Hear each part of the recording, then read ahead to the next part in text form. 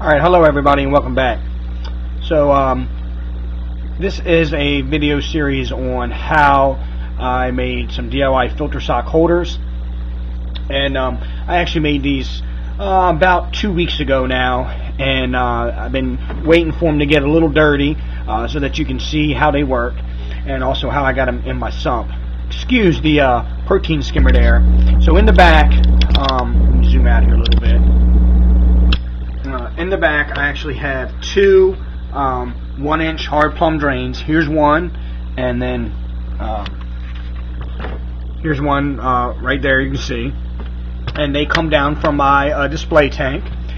And originally when I designed this, let me scoot back here, you can see the sump. Originally when I designed it, I had, this is a false wall, and I had a drip plate in there with bio balls. And I had made like a little grate that was about 2 inches off the bottom here, and that water trickled through a filter pad down through underneath, and then here you can see I have a refugium, and then there's my return pump. Okay, so you know, everybody was telling me that's bad for algae problems. It produces high nitrate, you know, and we're not going to debate in this video about whether or not bio balls are good or not. Anyhow, I had tried, got this new protein skimmer here, and I'm like, oh, I'll just let it, you know, no filter socks at all, and that is debatable again. So I noticed I had a little problem with algae and a little problem with red slime, so I thought maybe I'll try some filter socks. So these socks back here are actually for a pool skimmer basket, and I just made some easy holders, which you'll see later on in the video. And I just wanted to give you a look on how they look in the tank, and then we're going to go and show you how I put them together. So as you can see, they're super dirty right now, and I kind of made them like that on purpose. I cleaned these about 4 days ago, and that's what they look like. Alright, well, stay tuned, and hope you like the rest of the video. Alright, so I took the skimmer cup off there, and you can kind of see a little bit better shot of how I have my setup. It comes down that 1-inch hard drain.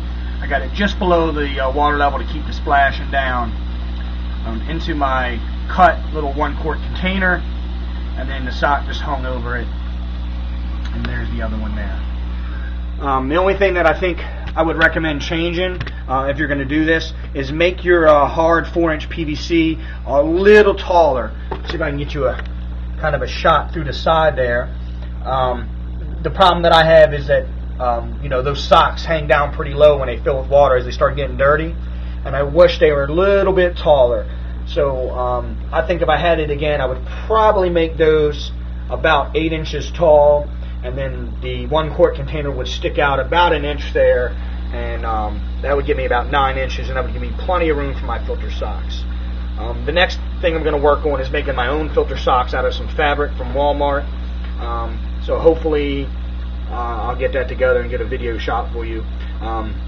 There are some other videos on DIY filter socks where people just took, you know, regular cheap felt from the craft store or dollar store, wherever they got it, sewed it together, and then they made their own filter socks. So that's going to be my next step. Hopefully I can get that pretty inexpensive. You know, if I can get $3 or $4 for a yard, I just throw them in, I'll just, you know, use the filter socks for a couple days and then just pitch them. Maybe give them one rinse in and then throw them back in. And other than that, I'm pretty happy with the results. So I used one of these containers and I cut the lid off, and I'll show you how I did that. And this sock fits right over top of it.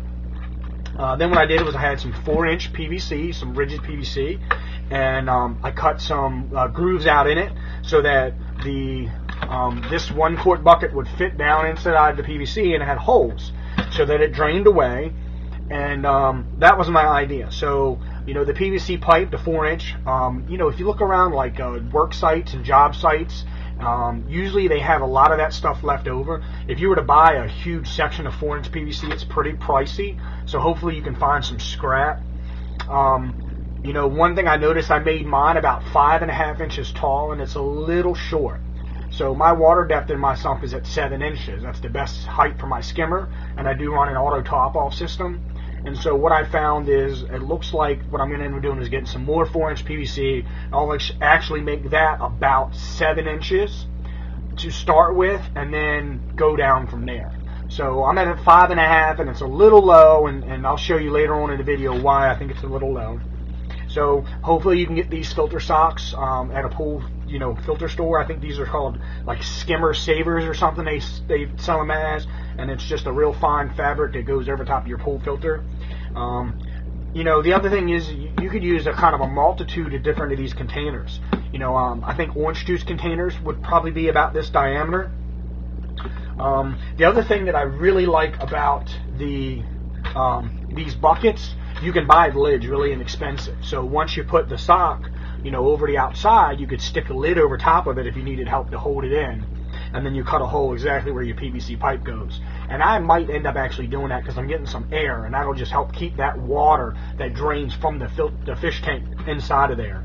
And so when I show you a live shot of the tank, you'll see kind of get some bubbling up, and then what happens is the air kind of billows this out, and some of that water might be escaping over the top. So I'm thinking I might put a lid on it, and then that way the water will be forced to go down.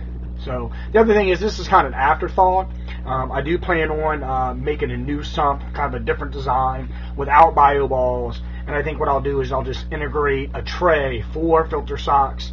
And if you don't want them, then you can pull them out. And if you want to pull them, maybe I'll run them, for like a week or two and then pull them out. Run them for a week or two and then pull them out. But I want to just see. I tried the no mechanical filtration method, and now I'm starting to see, cyanobacteria. I noticed some just brown diatom. I'm using RODI water, so I don't think it's my water, and the only thing that's changed is that. So I'm going to give this a try for 3 weeks, and I'll just see how I go with these filter socks.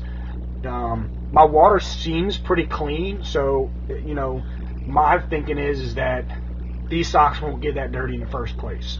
Now, I do test my nitrates, and I have 0 nitrates, so I don't think that's my problem. I don't have a phosphate test kit.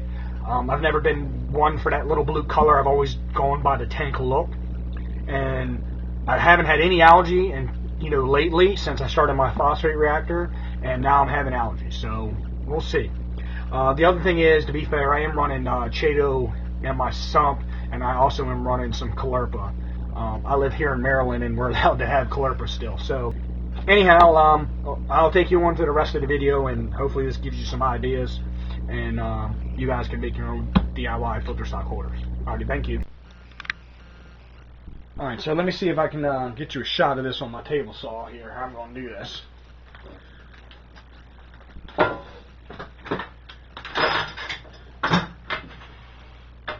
I think what I'll do is set my table saw blade to about 1 5/8, and how I did this before was figure out exactly how to center, run this through, and then come back, and then what I'll do is wait till I get these kind of shaped. So we'll see how this goes.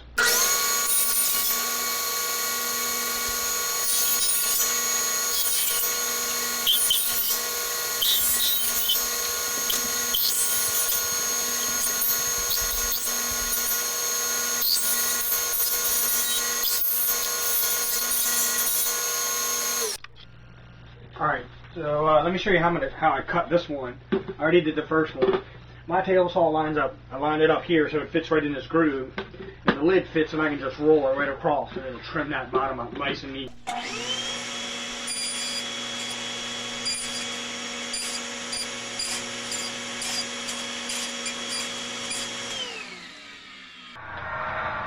So that does a nice job.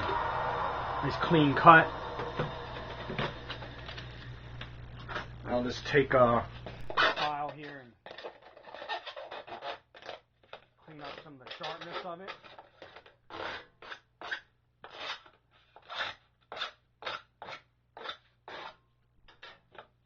And then perfect. Alright, so now you can take this guy and this guy and put them in there. And then stick this on the top. That would go there. And then there you go. What I like about this idea is this really is adjustable. if I need this to go up or down, I can just change the height of this PVC. Also, I can easily cut this to get in a different amount, but yeah, I think that's going to work pretty well. And it'll sit right in there. So for me, my height is about 7 inches. My water line in my sump is actually right at 7 inches. So this might even help get me some surface skimming. And I can kind of push this down a little tighter, or perhaps leave it a little looser so that I get exactly the height that I want. So now I'm at about 7 1/4. And I can push it down. I have a little bit of variance, so maybe now I get some of that surface skimming off of the top of my sump as well. So I think what I'm going to do is take the filter stock off here, and I'm just going to put this in a little bit of vinegar and water and just kind of give it a little scrub and get all this Sharpie off and just clean it all up, make sure that it looks fairly nice and there's nothing bad on there for the fish tank. And yeah, there's a little bit of looks like some I don't know, miscellaneous workshop dust on here, so I just want to clean these up a little bit before I stick them in the tank. Alright, so I'll just bring you along for the cleaning here. I'm just going to take a little bit of vinegar. This is just the white 5% distilled vinegar.